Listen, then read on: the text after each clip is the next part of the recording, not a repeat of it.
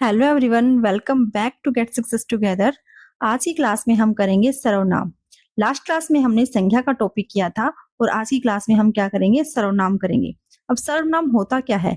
सर्व का मतलब होता है सबका नाम। सबका नाम यानी सबके नाम को क्या कहते हैं? सर्वनाम कहते हैं। और सबके नाम को हम क्या कहते हैं? संज्ञा कहते हैं। यानी किसी भी वस्तु, व्यक्ति, प्राणी, स्थान के नाम को हम संज्ञा कहते हैं। पर उसी संज्ञा के स्थान पर जिस शब्द का हम प्रयोग करते हैं वो क्या कहलाता है? सर्वनाम कहलाता है। यानी संज्ञा की जगह पर आने वाले शब्दों को, संज्ञा की जगह पर जो शब्द हम प्रयोग करते हैं उसे क्या कहते हैं? सर्वनाम करते हैं। अब इसकी परिभाषा क्या है?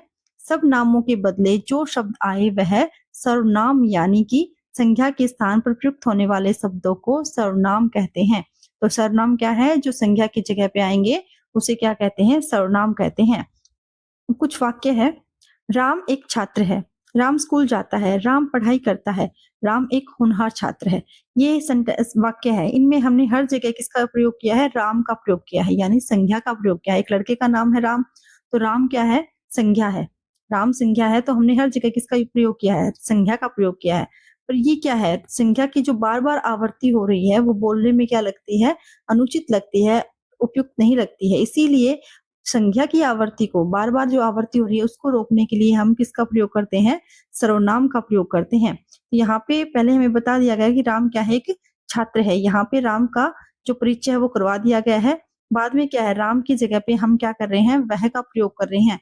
ये संख्या की जगह पे जो शब्द आया है वो क्या है? सर्वनाम है। हमने छोटी क्लासेस में जब हम पढ़ते थे तो गाय का प्रस्ताव किया था, याद? गाय के प्रस्ताव में पहली लाइन क्या होती थी कि मेरे पास एक गाय है। मेरे पास एक गाय है, तो एक गाय का हमने परिचय दे दिया था कि मेरे पास क्या है? गाय है। उसके बाद हमने गाय शब्द का प्रयोग नहीं किया। बार बार में क्या कहा? इसकी 4 टांगे है, इसकी एक लंबी पूंछ है, यह सफेद रंग की है।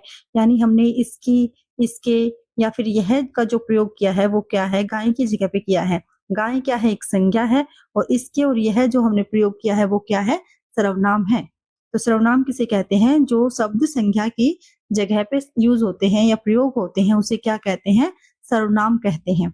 अब सर्वनाम के भेद कितने हैं? सर्वनाम के 6 भेद हैं। कौन कौन से हैं? पुरुषवाचक, निश्चयवाचक, अनिश्चयवाचक, निजवाचक, प्रश्नवाचक और संबंधवाचक। ये क्या है? 6 भेद है सर्वनाम के। अब इसकी ट्रिक क्या है याद करने की? पानी, आनी, प्रश्न, सब। पानी, आनी, प्रश्न, सब। प से पुरुषवाचक, नि से निश्चयवाचक, अ से अनिश्चयवाचक, नि से निजवाचक, प्रश्न से प्रश्नवाचक और सब से संबंधवाचक। ये 6 भेद है सर्वनाम के।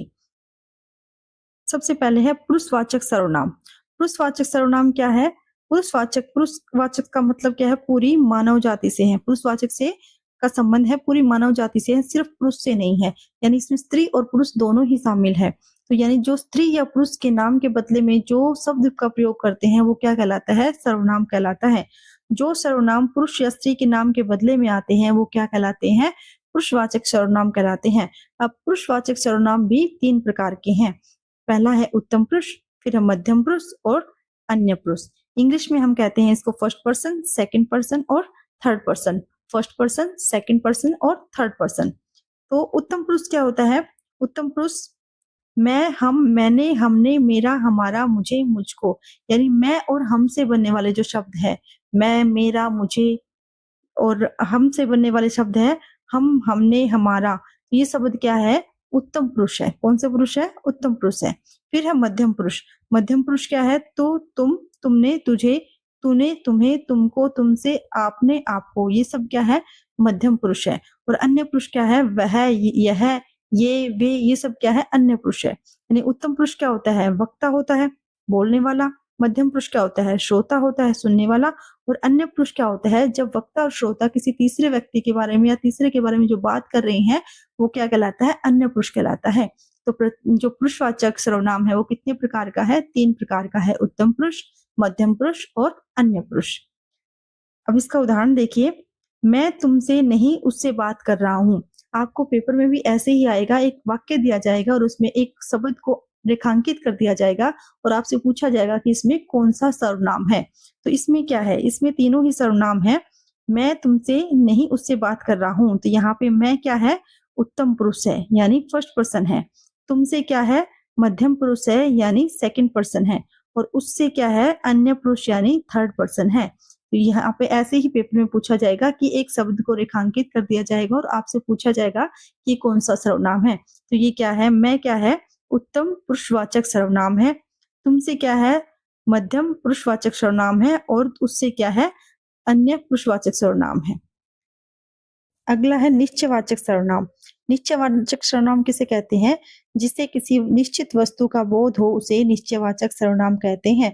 तो निश्चयवाचक सर्वनाम किसी निश्चित वस्तु, व्यक्ति, स्थान, प्राणी का बोध कराता है और इसे क्या कहते हैं, निश्चयवाचक सर्वनाम कहते हैं।